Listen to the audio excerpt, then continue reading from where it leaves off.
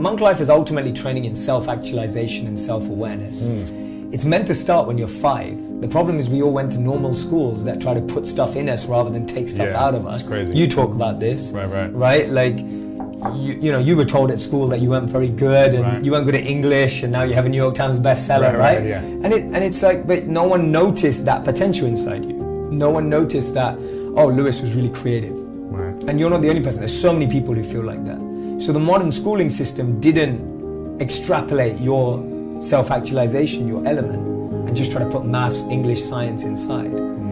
So the point is that you're trying to get to such a strong foundation that when you interact in the world, you're going with a sense of strength, fuel, energy to make a difference, rather than going into the world and then going, oh my God, where am I, trying to figure it out. And I find what happens today is that when you don't, we all know this, self-love has become such a big thing now.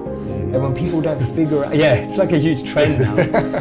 But my point is that if you don't start at a place where you have self-awareness, self-actualization, you have figured out what works for you, what your strengths are, how you want to be in an environment, when you walk out there, most of us just pretend to be someone else. Most of us get lost. Most of us get carried away. Yeah. So my point is, strengthen yourself, grow yourself, and then of course interact with the world. So we had that.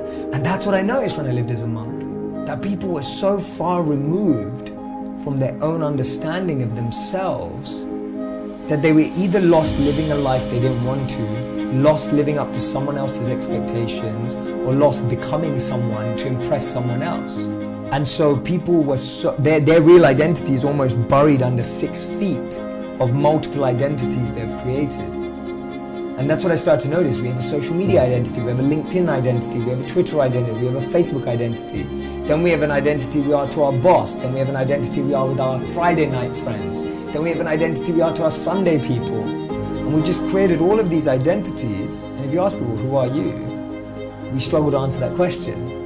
And so as a monk, you're just taught to dig deeper beyond all those identities and kind of, again, bring out yourself rather than define yourself. So that was what I noticed. I just started to notice that people had a big lack of self-actualization. They were very disconnected from what they wanted, needed, and understood about themselves. And most people's identities were crafted by the reflection in this mirror of their mom, dad, friends, boss, partner, whatever.